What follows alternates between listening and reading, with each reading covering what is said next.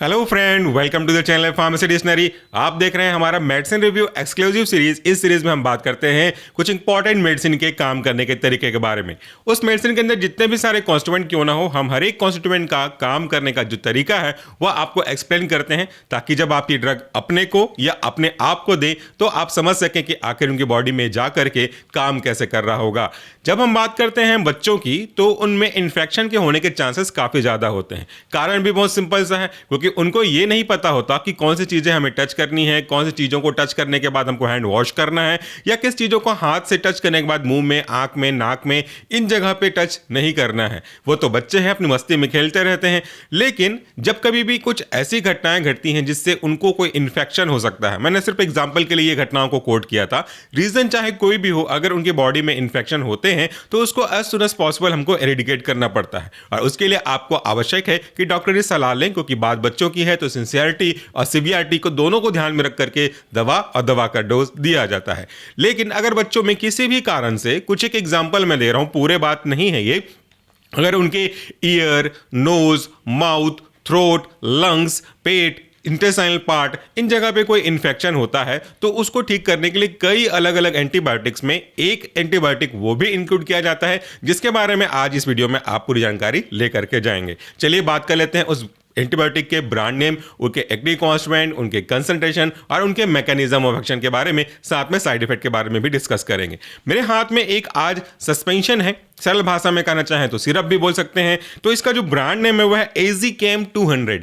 एज़ीकेम 200 दो चीजों को रिप्रेजेंट कर रहा है। एक, ऐसा अंदाजा लगाने के लिए कि एजी यानी कि एजिथ्रोमाइसिन, और दूसरा जो 200 है वो डेफिनेटली इसके स्ट्रेंथ को, यानी कि इसकी क्षमता को, या यूं कह सकता हूं कि इसके डोज को पर पर्टिकुलर कंसंट्रेशन रिप्रेजेंट करने की कोशिश कर रहा है। तो आखिर इस एज़ीकेम 200 में कौन कौन सा एक्टिव कॉन्स्टिट्यूएंट है और इसको बनाने वाली कंपनी कौन है, इसके बारे में भी बात कर लेते हैं। सबसे पहले हम बात करते हैं, इसको बनाने वाली कंपनी है अल्केम, जिसके बारे में मैंने आपको पहले भी बताया था कि एक अच्छी कंपनियों में से एक है।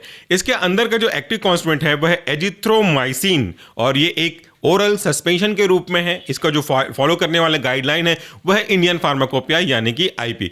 दो चीजें मैं आपको और डिस्कस कर दूं ताकि कॉन्सेप्ट आपका क्लियर हो सके। पहली बात कि सस्पेंशन बेसिकली होता क्या है। सस्पेंशन कहने का मतलब है कोई भी एक लिक्विड ले लेते हैं जिसका सही तरीके से यूज किया जाना चाहिए, उनके सॉल्बिलिटी के पैरामीटर को ध्यान में रखते हुए। इस लिक्विड में जब कभी भी कोई भी आप ड्रग यानी कि सॉलिड मिलाते हो तो वो कुछ देर बाद अगर ऐसे के ऐसे स्टैंड बाय मोड में रहे तो नीचे नीचे सेटल डाउन होने के चांसेस रहते हैं। इसलिए जब कभी भी आप कोई भी सिरप यूज करते हैं, यूज करने से पहले प्रॉपर्ली शेक कर लें, ताकि हर एक सिरप के प्रति 1 ml पे जो भी ड्रग डिसॉल्व किया गया है वह अच्छे तरीके से होमोजेनाइज मैनर में आपको या आप जिसको भी दे रहे हैं उसको सही मात्रा में मिल सके। चलिए अब हम बात कर लेते हैं कि इसका एक्टिव कॉन्स्टिट्यूएंट यानी कि एजिथ्रोमाइसिन कितने कंसंट्रेशन में इसमें प्रेजेंट करता है। अगर आप कंपोजिशन के बारे में देखें तो ईच 5 ml कंटेन्स, अक्सर आपको ये लिखा हुआ मिलेगा बॉटल के पीछे कि ईच 5 ml कंटेन या ईच 1 ml कंटेन। इसका क्या मतलब होता है? इसका मतलब क्या है, ये जो आपका बॉटल है वो भले किसी भी साइज का हो, जैसे इसमें लिखा हुआ है 30 ml, ये पूरी सीसी जो है 30 ml की है, लेकिन इस 30 ml में अगर आप 5 ml निकालते हैं जो कि इसके अंदर एक मेजरिंग कप होगा, तो हर एक 5 ml के पीछे आपको मिलेगा एजिथ्रोमाइसिन इंडियन फार्माकोपिया के गाइडलाइन के accordingly as dihydrate equivalent to anhydrous azithromycin, जिसका कंसंट्रेशन है 200 mg, जो कि आपको मैंने शुरू से बता दिया कि इसका जो नाम है ब्रांड नेम, उसके पीछे ही 200 लगा है, मतलब उसका कंसंट्रेशन 200 है। इसके बाद फ्लेवर्ड सिरप बेस, अब ये चीज बच्चों के लिए यूज हो रहा है, तो बच्चों के लिए यूज हो रहा है, इसका मतलब एक चीज का विशेष ध्यान रखना चाहिए कि इसका टेस्ट प्लेजरेबल हो। ऐसा नहीं हो कि इसका टेस्ट कड़वा हो, बेकार हो, क्योंकि अगर ऐसा हुआ तो आप जानते हैं कि बच्चे इसको एक्सेप्ट नहीं करेंगे, इससे दूर भागेंगे। बट इसमें कोई फ्लेवर है, जैसे इसमें अगर आप बात करें तो मुझे इसमें लिखा हुआ नहीं है फ्लेवर का नाम, बट इसमें कोई strawberry flavour, orange flavour, mango flavour, कोई भी ऐसे तरह का फ्लेवर होगा तो बच्चों को ये चीज अच्छी लगेगी और उससे भागेंगे नहीं, बल्कि उसको एक्सेप्ट करेंगे। तो ये बच्चों के लिए एक स्पेसिफिक बेस ऐड किया जाता है। बेस का मतलब एसिड बेस नहीं है, बेस का मतलब है कि उस सिरप के अंदर जो मेन कॉन्स्टिट्यूएंट है वो एक बात कर रहे हैं। तो इसके बाद इसमें जो कलर है वो ऐड किया गया है, बाकी प्रिजर्वेटिव वगैरह ऐड किए गए हैं, जो एक्सिपेंट है वो ऐड किए गए हैं। तो इस तरीके से आज के ड्रग का यानी कि AZCAM200 का एक्टिव कॉन्स्टिट्यूएंट है एजिथ्रोमाइसिन।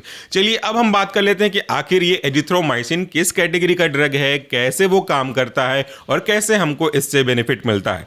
जब हम बात करते हैं इन्फेक्शन की, तो आपको पता है कि इन्फेक्शन कॉज करने वाले एजेंट को हम इन्फेक्शियस एजेंट बोलते हैं और उसमें बेसिकली आपके बैक्टीरिया, वायरस, फंगस आदि चीजें आ सकती हैं। लेकिन आज के टॉपिक के रिलेटेड अगर हम बात करें तो स्पेसिफिक रेफरेंस टू बैक्टीरिया बात करेंगे।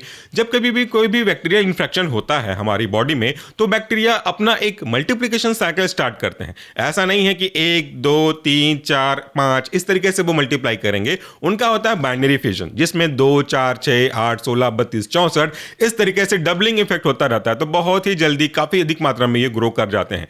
जब कभी भी आप एक पॉइंट को जरा ध्यान दीजिएगा कि जब हम यूं बात करते हैं कि कोई पर्टिकुलर व्यक्ति किसी पर्टिकुलर सब्सटेंस की मदद से सर्वाइव कर रहा है, और अगर वो पर्टिकुलर मदद जिसकी वजह से सर्वाइव कर रहा है उसे हम अगर हटा दें तो उसका सर्वाइवल बहुत मुश्किल हो जाएगा। फॉर एग्जाम्पल, हम अपनी रफ एग्जाम्पल ले लेते हैं कि हम जीने के लिए खाना पीना यूज करते हैं, हवा, पानी, खाना, भोजन, ये 3 चीजें हमारे जरूरी हैं।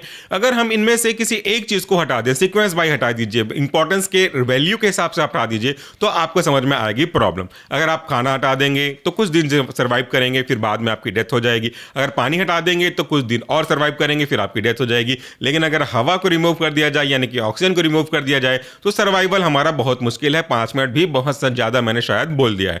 तो ये जो चीजें हमारे लिए कितनी वाइटल है, हालांकि तीनों का इंपॉर्टेंस थोड़ा थोड़ा कंपैरेटिवली है। अगर आप देखें वैसे ही बैक्टीरिया के रिस्पेक्ट में, तो बैक्टीरिया को भी सर्वाइव करने के लिए, ग्रो करने के लिए, अपना मल्टीप्लिकेशन करने के लिए कई अलग अलग चीजों की आवश्यकता होती है। कई अलग अलग फैक्टर बैक्टीरिया को बचा के रखने का, बैक्टीरिया को बढ़ाने का काम करते हैं। और हर वो फैक्टर जो बैक्टीरिया को बचाएगा, बैक्टीरिया को बढ़ाएगा, वह आपके लिए सही नहीं है। तो आपके लिए सही क्या होगा? हर एक फैक्टर को कम से कम उस तरीके से तो ठीक कर दिया जाए जिस तरीके से उसका मल्टीप्लिकेशन रोका जाए और वो कम हो सके। तो वैसा ही जो प्रोटीन है ना, वो बैक्टीरिया के लिए भी काफी यूजफुल होता है। बैक्टीरिया इस प्रोटीन को कई अलग अलग पर्पस को सॉल्व करने के लिए करता है, और इन पर्पस को अगर आप सॉल्व करने से रोकना चाहते हैं, यानी कि बैक्टीरिया को सर्वाइव करने नहीं देना चाहते हैं, तो आपको प्रोटीन की सिंथेसिस को रोकनी पड़ेगी। और यही आपके आज के ड्रग एजिथ्रोमाइसिन के काम करने का तरीका है। सपोज ऐसा इमेजिन करिए कि आपके या आपके किसी पर्टिकुलर बच्चे के, व्यक्ति के अंदर कोई बैक्टीरियल इन्फेक्शन हो रहा है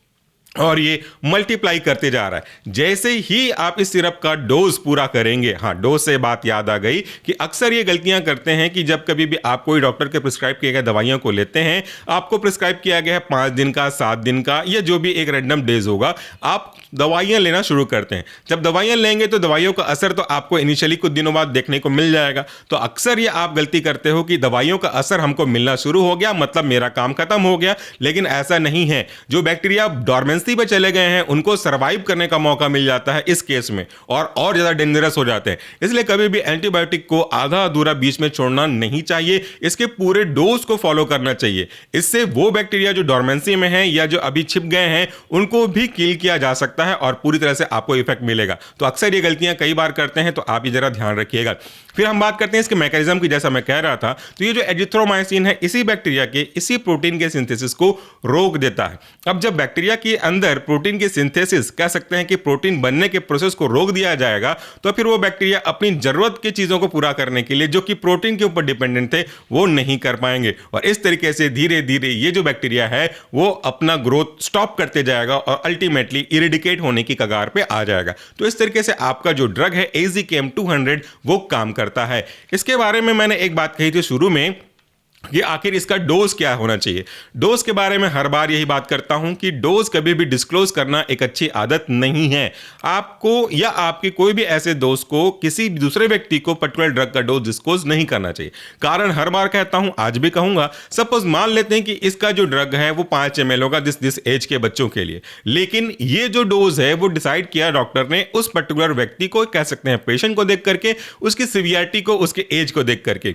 अब यही चीज अगर मैं वीडियो में ओपनली बात कर दूं कि इसका डोज जो है वो 5 साल के बच्चों के लिए इतना इतना इतना इतना ml है, आप में से कितने लोग ये वीडियो देख रहे होंगे या फ्यूचर में कभी भी देखेंगे तो सबको यही लगेगा कि हर एक कंडीशन के लिए इस एज ग्रुप के बच्चों के लिए 5 ml देना चाहिए।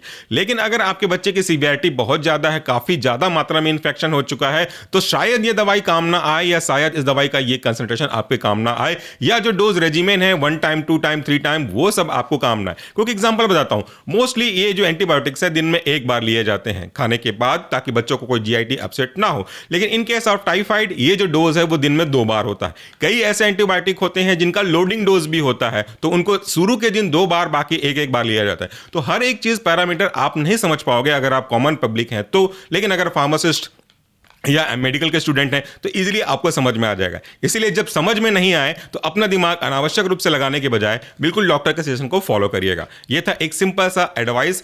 कभी भी सेल्फ मेडिकेशन आपको न अपनों को करना चाहिए। आज के वीडियो के लिए इतना ही। Thank you so much for watching this video. नमस्कार, टेक केयर।